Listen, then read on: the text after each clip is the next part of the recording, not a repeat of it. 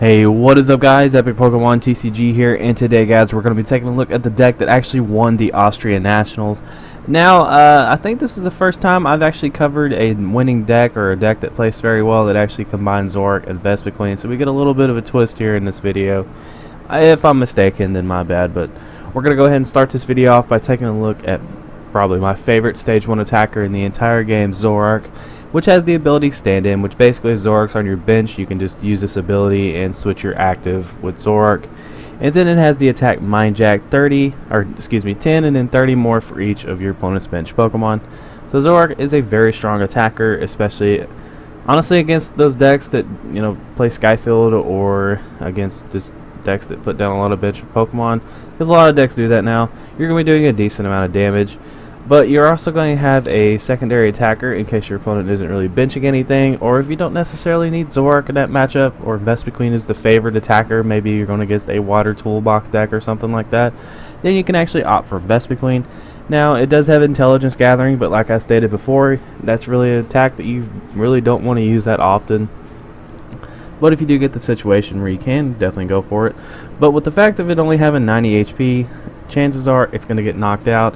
And of course, with N being in the format, your hand's probably going to get shuffled. But most of the time, you're going to want to do B Revenge, which has a base of 20 and then 10 more for each Pokemon in your discard pile. Now, if you take a look here, we have 27 Pokemon, so you're going to be doing a pretty good amount of damage. And we, of course, run Muscle Band in here. So you do have the capabilities of doing a ton of damage. Also, Vespiquen is a very good attacker against a lot of different decks, and so is Zorg. But we're also actually going to play a Zork Break in here, so I'll give you guys time to turn your computer screens or just turn your heads. Alright, so Zork has Foul Play, which pretty much allows you to copy an attack of either active Pokemon, I think. Yep. Oh, no, of yours. Either active Pokemon. Either active Pokemon. I swear. Alright, so pretty much you can copy one of your opponent's active Pokemon's attack and use it as your own. So if you're going against like a Jolteon deck or something like that, then you can copy like its attack and just be a little annoying. And plus, a lot of those big attacks that take a lot of energy, such as like Guillotine, Chaos Will, or just like maybe an attack that takes like 2 or 3 energy, it only require 1 dark for Zork Break, so pretty sweet there. We're also going to take a look at regular Eva Tall here with Oblivion Wing. Now, this is a card that I've actually been talking about, excuse me, about here a lot lately, and that's just because Oblivion Wing is a very helpful attack in decks like these, because it allows you to soften up Pokemon, and also it allows you to keep energy on the field. Plus, going on with that, it just gives you kind of something to attack Night Marchers with. So it's pretty sweet there. You don't ever want to really use Darkness Blade. I don't think committing 3 energy to that when you only run 4 in the deck would be a good idea. But still, this Eva Tall is very good.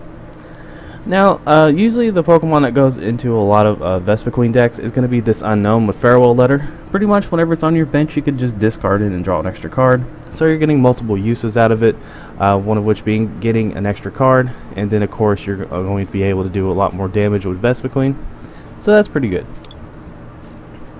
And then we're going to take a look at Jirachi here with Stardust. It does 10 damage, and then you can discard a special energy attached to your opponent's active Pokemon. If you do, prevent all effects of attacks, including damage done to this Pokemon, during your opponent's next turn.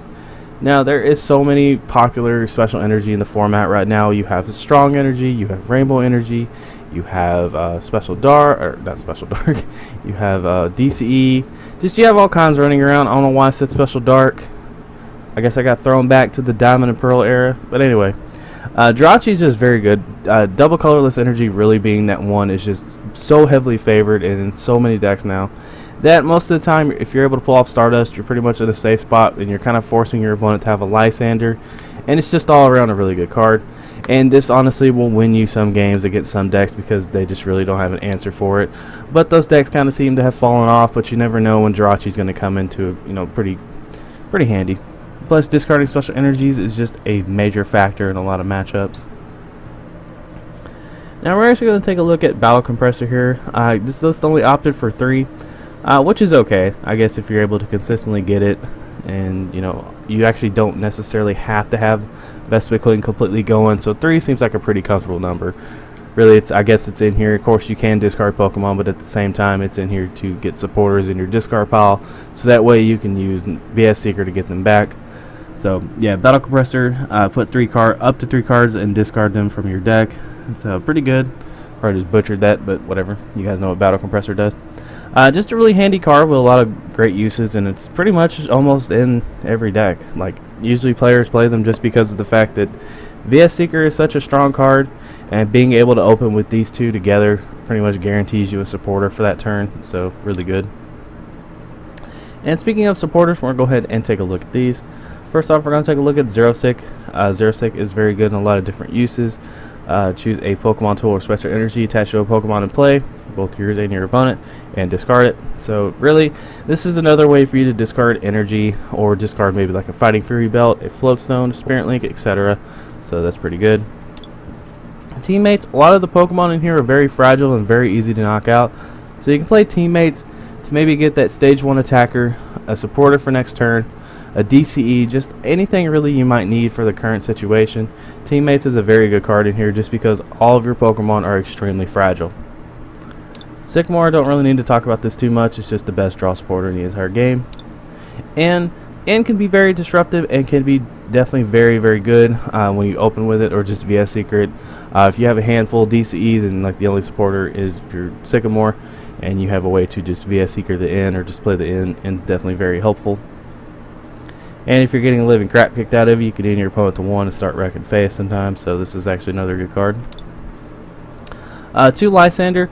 Definitely want to try to pick off those little fragile EXs your opponent might be playing, such as Manaphy EX, Shaman EX, or just a heavily damaged EX that you might have hit earlier.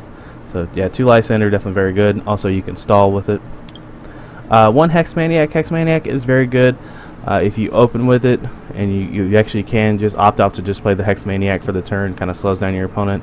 This is a very good card also for Greninja matchups, just because they can't Water Shuriken you, and you can kind of stop the damage and stop the bleeding here for a little bit. And then of course we already talked about the VS Seeker. We actually also play 4 Ultra Ball in here. Ultra Ball is going to be in here mostly to just search out Pokemon, but also get Pokemon from your hand into the discard pile, and just get stuff maybe out of your hand that you might not need anymore in the matchup. Just really helpful card. And 1 Super Rod just to search back your Pokemon or get the energies back. You only play 4, so having that in here is pretty good. Also, maybe if like you're running thin on a Zoroark line, or you're running thin on a Vespiquen line and you might really need that in the matchup, you can just get those back.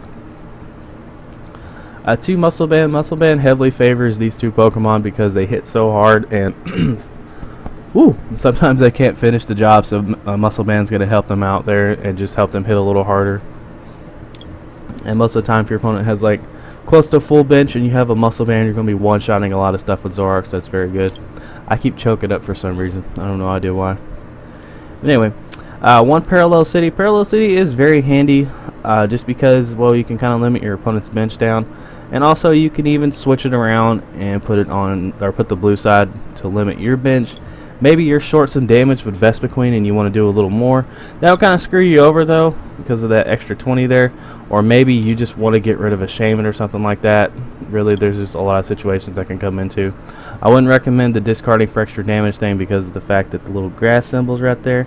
And I just saw that whenever I started talking about that, but I'm going to be cool and just mention that because I forgot completely. But yeah, Parallel City is really good just to limit your opponent's bench size and just get these Shamans out of the way, so that way you can keep it like a 1-prize game. And since these 1-prize attackers are all very strong in their own right, you can kind of keep the matchup kind of in your favor. But of course, we're going to round out the deck with for 4 DCE and 4 Dark Energy. So yeah, that'll do it. If you guys enjoyed the video, make sure to like it. And yeah, if you're new to this channel, you heard all my mess ups. I do that every video. Well, it don't bother me. I'm kind of used to it. But yeah, if you guys enjoyed it, make sure to like it and subscribe. I just recently hit 400 subscribers, so if you guys are longtime subscribers of mine and you are hearing this, thank you all so much for the support you've given me. You are all absolutely amazing, and I could not thank you enough for what you've done for me, making this channel possible and making me feel like I actually am able to produce some good content. So yeah, you guys make me all teary-eyed and stuff, so I'm going to stop getting emotional. I actually have to record another deck. So yeah, you guys take care. Make sure to stay tuned for that because I will be uploading it today. So yeah, you are all amazing. Cannot say that enough. Take care.